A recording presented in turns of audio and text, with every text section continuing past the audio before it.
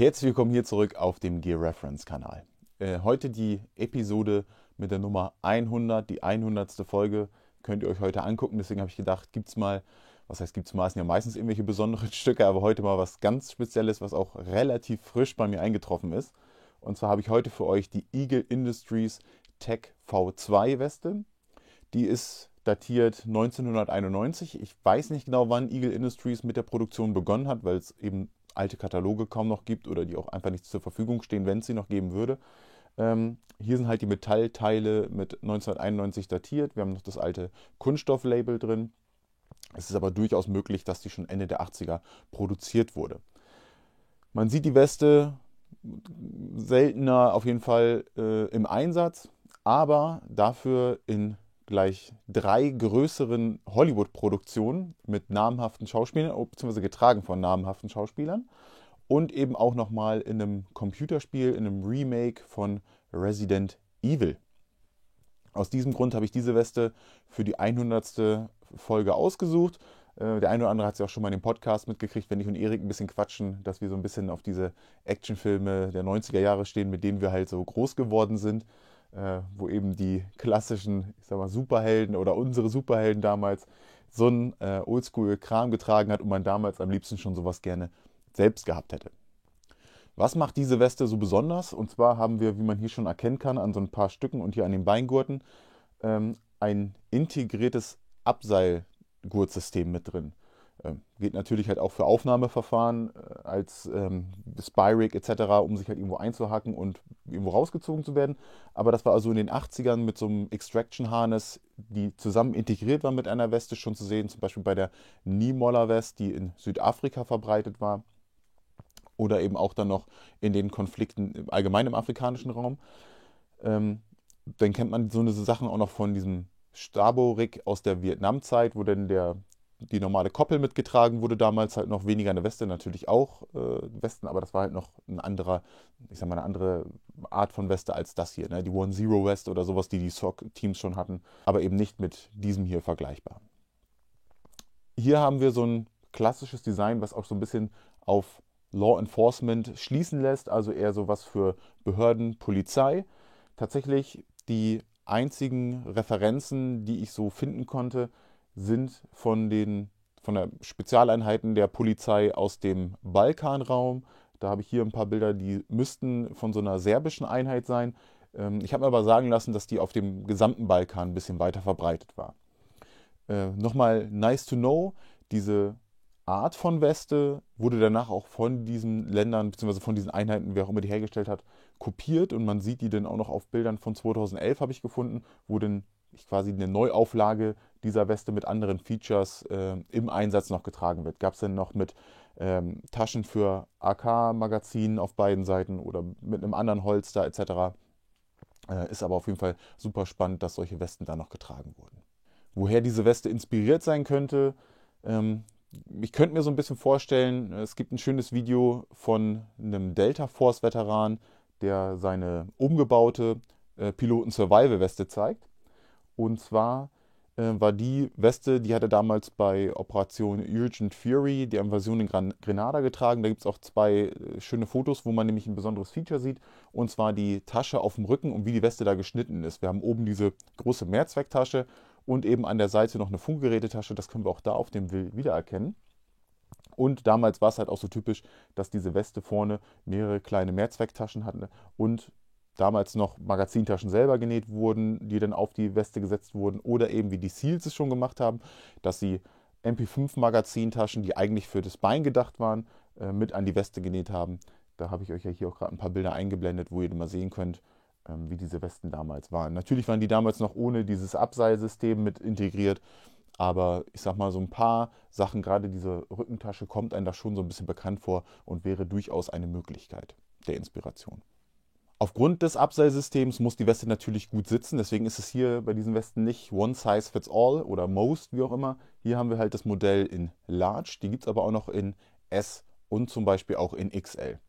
In Farbenvariationen habe ich primär immer nur schwarz gesehen, es gibt aber auch Oliv und zwar nehmen wir da gleich mal die Referenz aus einem Film und zwar trägt George Clooney die Olive-Version im Film The Peacemaker. Das ist quasi genau die identische Version. Das Schöne ist, die Weste wurde vor ein paar Jahren in einem Auktionshaus, in so einem Prop-Store verkauft. Die besitzt nicht das Holster, hat aber im unteren Bereich eine weitere Utility Pouch, also eine Mehrzwecktasche im gleichen Igelschnitt, den man später von den anderen Tech-Vests kennt. Also ich glaube, die ist nachträglich da drauf gebracht worden. Ich glaube nicht, dass die so direkt für den Film produziert wurde. Ähm, Könnte natürlich auch sein, aber fehlt eben halt das Holster und wir haben unten nochmal eine Mehrzwecktasche, kann man auf den Referenzbildern sehr gut sehen. Die ikonische Szene, wo er diese Weste trägt und sich auch quasi abseilt, da wird halt nicht das System der Weste genutzt, sondern er scheint irgendwie auf einem Rücken eine Befestigung zu haben, wo er runtergelassen wird. Gibt es auch auf YouTube, blende ich euch den Link hier mal mit ein, könnt ihr euch mal schön angucken, macht auf jeden Fall Spaß, die Szene. Dann haben wir eine weitere Hollywood-Quelle und zwar Executive Decision. Da trägt dann die Green Beret Special Forces Einheit, die dort mit eingesetzt ist, nämlich auch diese Weste. Wir sehen da unter anderem Kurt Russell mit der Weste und eben auch den Commander der Special Forces, und zwar Steven Seagal. Executive Decision ist natürlich der englische Titel, im Deutschen war es Einsame Entscheidung. Ein weiterer Film, wo man diese Weste sehen kann, ist in Demolition Man, und zwar trägt gerade in den Anfangsszenen Sylvester Stallone diese Weste. Auch da seilt er sich aus einem Hubschrauber ab, sieht auch super spannend aus. Auch hier haben wir das Glück, dass die Szene bei YouTube sogar verfügbar ist und ihr euch das Ganze nochmal angucken könnt.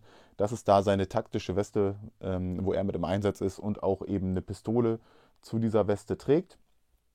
Auch sehr coole Aufnahmen, die sind gerade auch in der YouTube-Version ist es nicht so super gut zu erkennen, aber wir haben da ein paar schöne Shots und es gibt auch noch ein paar Promo-Bilder zum Film, wo man die Weste eben schön erkennen kann. Da ist dann einfach nur noch ein Namensschild vom Nickname mit aufgenäht und hinten nochmal eine Fläche auf der großen Tasche.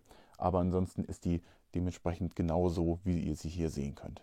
Auch hier haben wir das Glück, dass diese Weste mal in einem Prop-Store zur Auktion freigegeben war. Und da kann ich euch hier nochmal ein paar Bilder einblenden von eben genau der Weste, die Sylvester Stallone dort getragen hat. Dann haben wir noch eine Computerspielreferenz, die ich finden konnte, und zwar vom Remake von Resident Evil.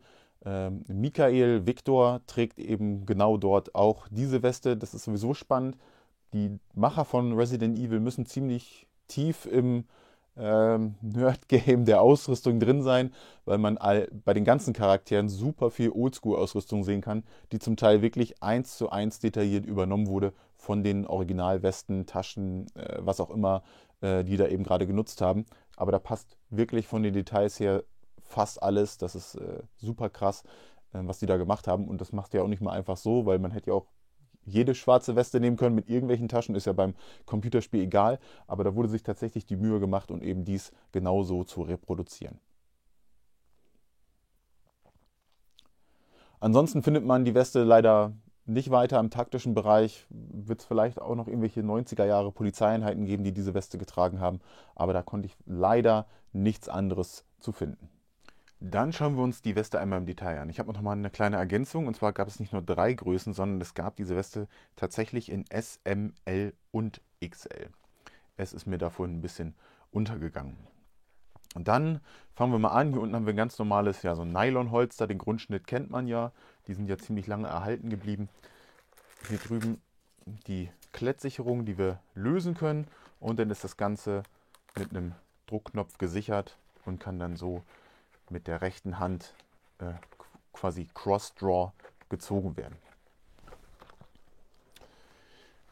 Dann haben wir hier oben drüber verschiedene Mehrzwecktaschen, und zwar haben wir hier auf dieser Seite 3 Stück. Die sind auch nur als Utility Pouches, also Mehrzwecktaschen, deklariert. Hier vom Schnitt her, wie es so breiter wird, gehe ich mal von aus, dass das eine Tasche für Handschellen sein kann. Oben drüber einfach nur eine normale Tasche, da ist auch nichts drin. Und dann haben wir ebenfalls nochmal auch alles nur mit Klett gesicherte Tasche. Da ist auch eben kein Fach oder sowas nochmal extra drin, sondern einfach diese verschiedenen großen Fächer. Hier oben drüber haben wir ein bisschen was Spezielleres. Die ist oben offen. Wir sehen bei Filmen, dass hier immer eine Art von Granate drin getragen wurde. Oder das heißt immer mal Rauchgranate oder irgendwie so ein Oldschool-Schnitt von einer Stun-Grenade oder Flashbang, die damals ja auch noch ein bisschen größer waren und nicht so eine kleinen schmalen wie heute. Und hier oben drüber sehen wir schon den Verlauf vom Kabelkanal. Also hier kann man natürlich auch noch ganz gut so ein kleines Funkgerät oder so reinmachen, je nach Größe. Aber die eigentliche Funkgerätetasche ist nochmal hinten. Hier ist nämlich nichts anderes deklariert, dass hier mehrere Funkgerätetaschen eigentlich dran sind. Auf der gegenüberliegenden Seite haben wir nochmal 2 Mehrzwecktaschen, die sind ähnlich wie diese hier. Noch ein bisschen länger. Auch wieder keine extra Haltung drin, keine elastischen Loops oder sowas. Und hier drunter eben nochmal eine für all das ganze Kleinkram. Dann haben wir hier drüben die 3 MP5 Magazintaschen und die werden einfach mit einem Druckknopf geöffnet und geschlossen. In der Mitte haben wir hier den Reißverschluss, habe ich jetzt schon mal offen gelassen, und hier die Verbindungsstücke, die mit einem Karabiner geschlossen werden, um eben das ganze Abseilgeschirr miteinander zu verbinden auf beiden Seiten, weil so ein Reißverschluss natürlich solchen Belastungen nicht aushält. Dafür sind diese hier nochmal da, und hier sehen wir auch überall, dass hier hinter diese ganzen Gurte entlanglaufen, die hier quasi mit eingenäht sind. Hier oben haben wir einen leicht gepolsterten Kragen, damit man bei ein bisschen mehr Komfort hat, wenn man die Weste länger trägt oder Seile langlaufen, Tragegurt von der Waffe etc. Ja, hier unten haben wir die Gegenstücke, um eben die Beingurte einzuschlaufen und zu schließen.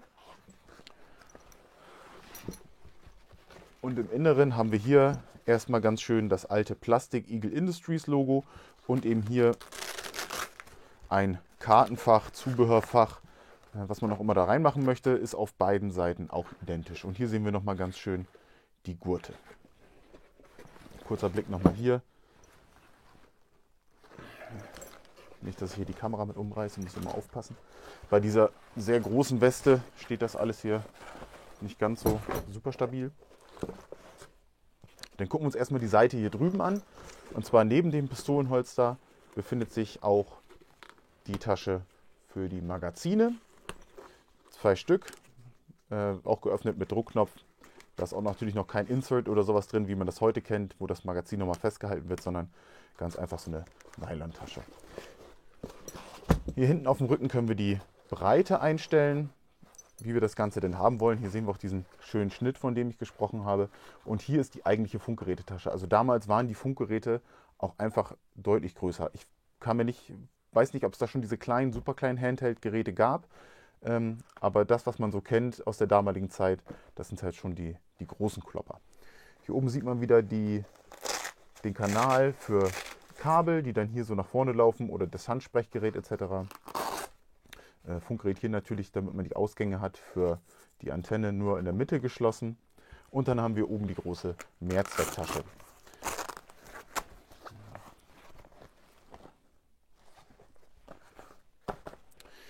Hier auf dieser Seite befindet sich nichts. Wir haben hier unten noch die Halter für den Gurt. Den kann man dann ausschlaufen, zusammenrollen und dann quasi hier fixieren, wenn man ihn eben nicht braucht.